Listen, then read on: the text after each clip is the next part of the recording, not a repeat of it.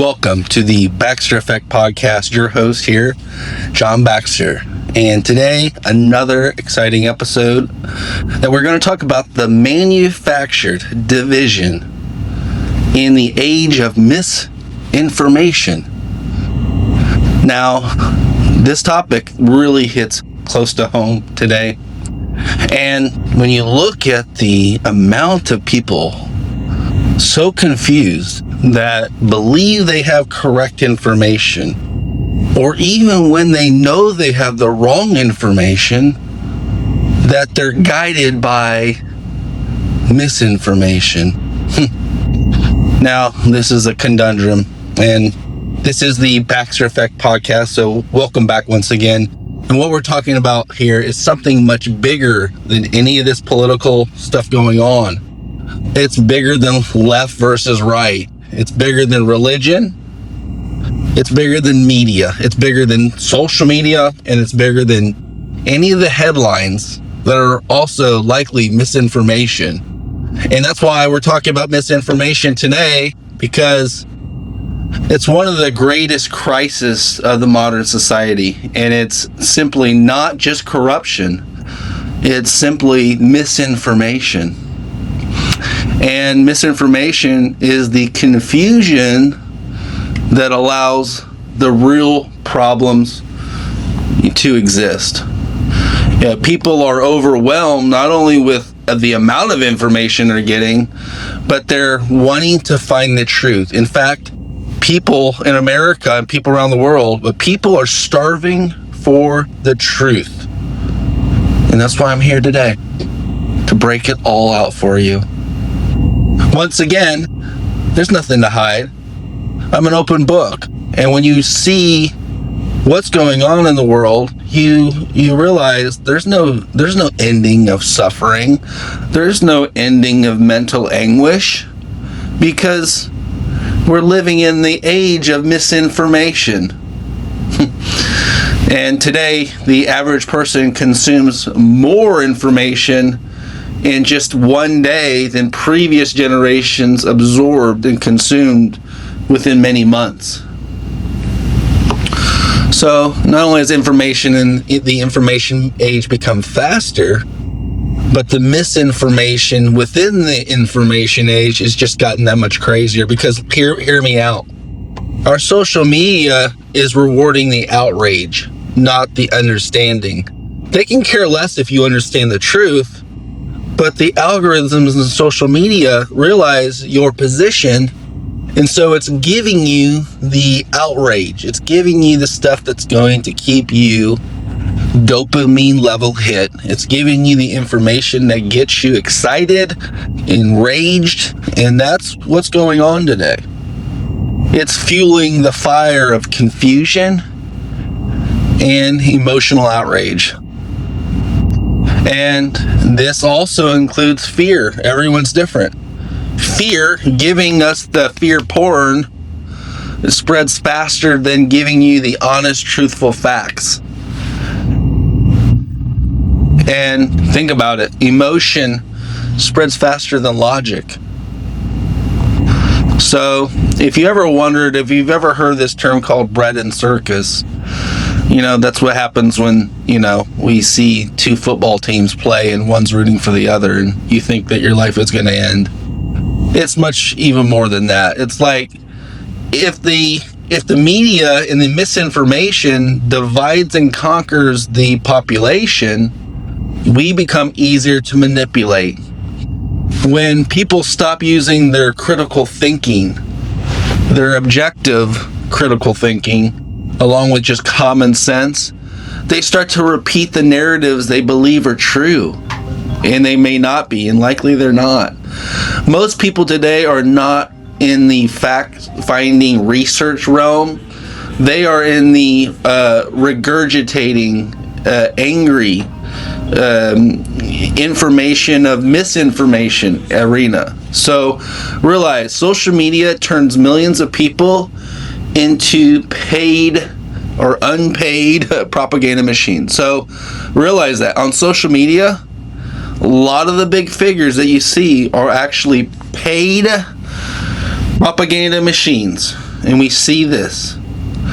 And not only that, there are millions of people on social media that are unpaid propaganda machines. It's at that level, and it's so crazy. Both sides are being manipulated, of course, but misinformation exists because there's always two sides to the story. There's always two ways to look at it. But let me ask you something. What is your truth? Is your truth based on emotions? Is your truth based on figuring out both sides of the story? I just really feel that most people don't do the extra effort to find the pros and cons and the information on both sides. Because one, it's very difficult.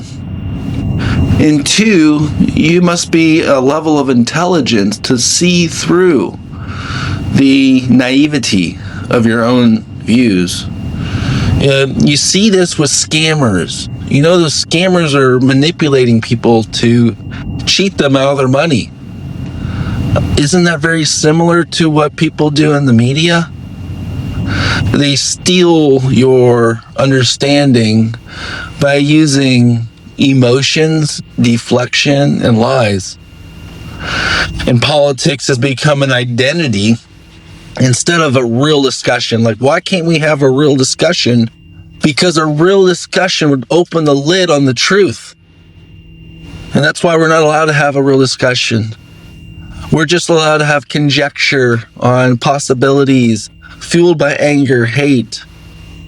And that's why we're divided and conquered, and that's why we're easily manipulated, and I'm just so sick of it. It's a very tiring fact that people no longer debate ideas. They just try to defend their own tribe. And it's just to the level that when we identify, we attach to something or some piece of information, and that truth becomes emotional and factual, even when it may not be either. So what we've seen over the years is the death of critical thinking. People do less fact-checking more than ever, and most people are reacting emotionally more than ever. And so when we come to this point in human history, when I consider myself a healer, many people consider me one of the top healers in the world because I use advanced technology. And it wasn't always the most popular thing. And a lot of people may consider people crazy. Like Nikola Tesla was considered crazy, but he was actually not crazy at all. So we allow the media to choose our emotions for us. It's a lazy way to use your brain. But why is there a death of critical thinking? Because most people would rather just read a headline with no actual information that's within what's written within the news article and formulate a definitive emotional opinion. Most people would rather it be accepted by the group that they're in than question the narrative. They did a CIA study and they put 10 men in a room. And basically 9 of the men were part of the CIA, and the one person was just a regular random guy. And they proved the truth that if everyone said the sky was pink polka dot, by the time it came down to the last guy, he would answer, the sky is pink polka dot. Because just the way the media works, if the narrative becomes the most popular decision, or appears to be the most popular decision, the sheep will follow. Isn't that crazy? The sheep will follow falsities. The sheep will follow fallacies just to make them feel like they're not an outsider. And that's just a weak place to be as a man. And that's why our country is weak. We have weak men. And when you look at weak men, you see they react. They raise their voice.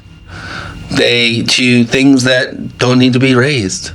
They have a hard time debating because facts are more painful than truth.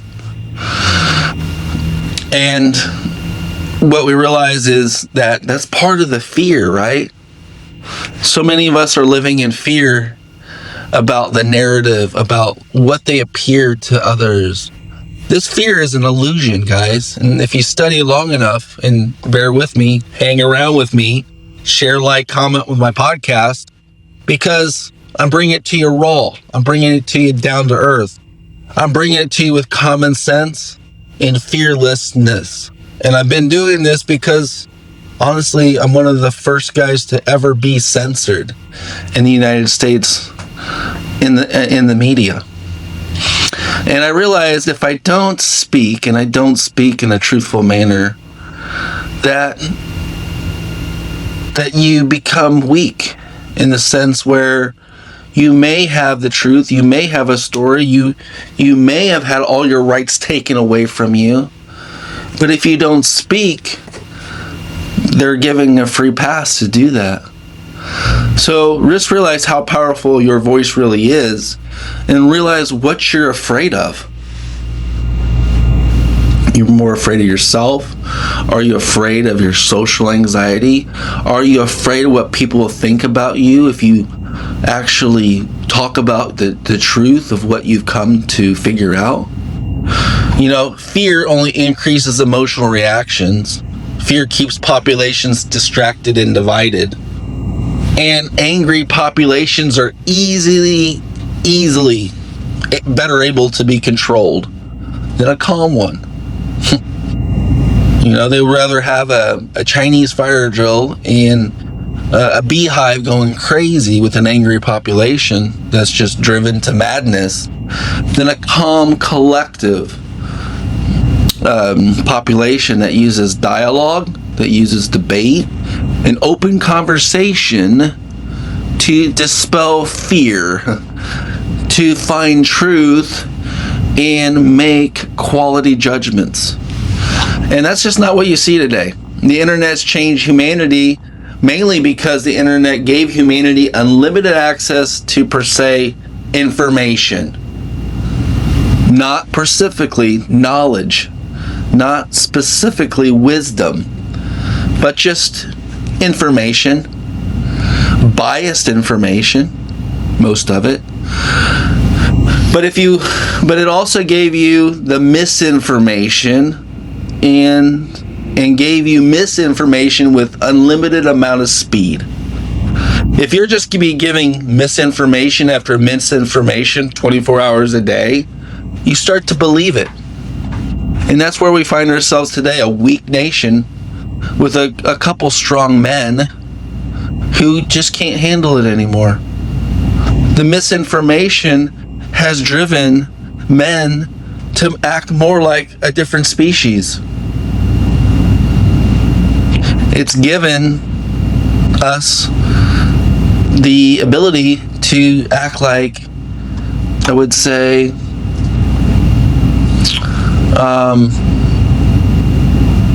victims. So if you're a victim and you're just spreading information and you've been victimized, how's that going to help anyone?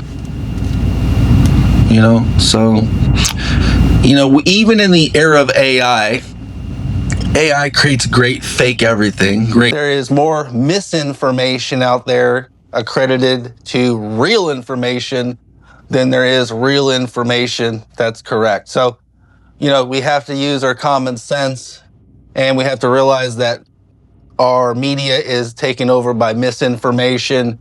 A lot of our social media is also enabling us to take in a lot of misinformation in the age of basically information. And that's where we're coming to you. So that's why we're talking about the molecular revolution today and how it's so important. So what we're going to talk about with this molecular revolution is the future of wellness and healthcare technology. This is not science fiction. This is not hype. Real technologies involving molecular biology, hydrogen, oxygen, grounding, frequency, vibration, and cellular communication. So you ask yourself, what if age is not just time? What if age actually is the slow loss of energy, oxygen, electrical efficiency, hydration, mitochondrial performance and function, cellular communication, and adaptability? That literally changes everything. So in this molecular age, which is just another scientific term that people are using, and that's why I've got to explain it today. It's like what does molecular mean in this molecular age of technology? Well, you think about it, molecules are the foundation and the building blocks of all life. So when we're talking about inhalation of oxygen through our hyperbaric chamber or one of our oxygen generators, oxygen in itself is molecular. So it's a file format that reads very well. We put a natural oxygen molecule in the body, in our molecular body. It responds very well. It's a file format easily read versus a man-made foreign substance that the body doesn't understand in the sense that is even molecular, but the code and the reading of that is not perfect. So we talk about water. It's perfectly structured. A lot of the water that is out there, of course, water is molecular in structure, but is it what type of water, right? How well is the water that you're ingesting giving you actual hydration? How well is the molecular structure of your water assisting your overall biology? So these are some of the questions today. So a lot of people don't know this, but even your hormones are molecular. So if you're having struggles with your hormones, for men this could be testosterone, and for some of us this could be, we need our hormones to function at a higher level. Maybe some of us are in a menopause stage. So hormones play a significant role in the overall molecular structure of the body. And that's another topic that we're going to cover today. Our neurotransmitters are molecular. And this electrical body, it is molecular as well. So cells communicate through molecular signaling, just like fiber optics, constantly. I tell my brain to lift my hand, and it does it through signaling. So let's try to get that straight today. And if this is your first time joining, check out our YouTube page, Real John Baxter, our company and brand anti-aging bed, or our manufacturing side of our company called Baxter.co. These are some of the places where you can find out how we were able to be the top technology company in the world for wellness, with over 100 technologies, and being a pioneer of the MedBed system, the longevity circuit, the longevity diet. We have multiple books, of course. If you want to learn more about how we got here, the MedBed story, it took me 10 years to write, is my first book.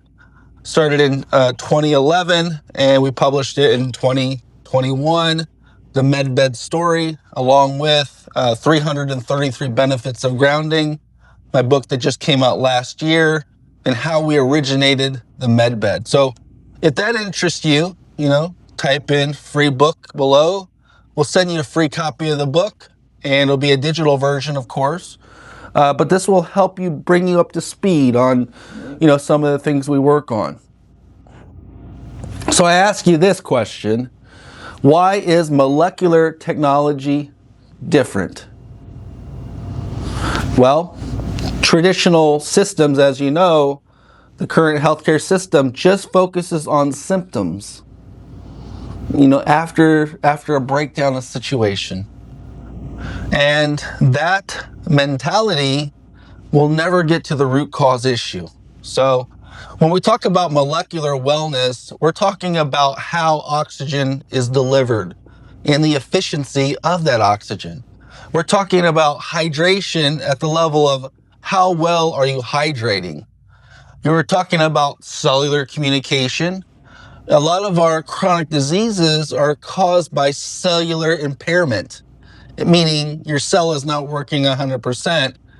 And of course, mitochondrial function. Is your cell performing at an optimal potential, or is your cell not engaged? So as we can see, there could be not only some dysregulation in the system.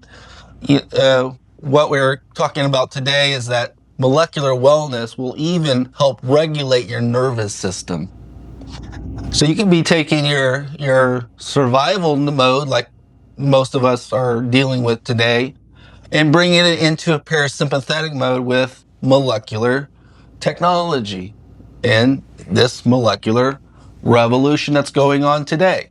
The goal is to optimize the environment before any breakdown happens in this realm of health technology, because what we're talking about with the future of wellness is changing, per se, just the environment, the types of food we eat, the level of oxygen you're inhaling, the type of light therapy you're utilizing, the ability for your body to detox quicker and faster. These are some of the things that when you really break down the future of wellness, you realize we're optimizing the environment so that the body optimizes itself and works at a much higher potential. So you've heard me say this 1,000 times, and I regurgitate it because it's true. Your body is electrical. Your body is more electrical than it is even water. And that means your heartbeat is an electrical synapse. Every nerve signal is electrical. Every thought you have is electrical. Every cell membrane runs on electrical gradients. Think of basically almost the difference between a fiber optic machine, light, and a electrical cord. Modern humanity, as we know and that I keep talking about, is so disconnected. Like I said at the beginning of the call, in the show, that misinformation is the norm. People run around talking like they know truth, but they're giving misinformation. People run around thinking they know everything, but they're regurgitating misinformation. So who's right, who's wrong? I can tell you, your personal truth is all that matters, as long as you study the pros and cons and you look at both sides at an unbiased level. You'll get to the finish line with this behavior. And that is another reason why humanity is so disconnected. We're disconnected from Earth. We're no longer being grounded. We're disconnected from sunlight. We're spending less time outdoors. We're disconnected from the movement within our bodies because a lot of us are not moving our lymphatic system and getting out and moving this body to break off stagnation. We're losing range of motion because we're not moving. A lot of us are lacking in minerals, and we're lacking just getting out into the natural environment. So as a result, like you think about it, fatigue, stress, poor sleep, inflammation, low energy, these are just common results from being disconnected in the common era. But I can tell you this, Nikola Tesla, I know you guys will love this, Nikola Tesla always said, if you want to find the secrets of the universe, think of energy, frequency, and vibration. And that goes within yourself. That goes within your environment. And that goes outside of your environment. So when he said that quote, It's a quote that you should really take seriously, because we're in the era that we're in with AI and the information age, along with this molecular revolution. We understand the physical matter at this point. We understand the five senses, per se. But the evolution of humanity has come to the place where we need to know our sixth sense. We need to know more than just what we were told about this physical reality. So, just to help you understand, everything vibrates. Everything is frequency. This piece of paper, this book, this light, this piece of plastic, this couch, it's all frequency. It's just you have human eyes, but change the lens for a moment. Other animals see this world differently. Dogs see the world in black or white. Bees see the world in frequency. We only perceive what we see because of what we could see as, per se, being a human being. But atoms vibrate. Molecules vibrate. Sound vibrates, even if you can't understand it with your own human two eyes.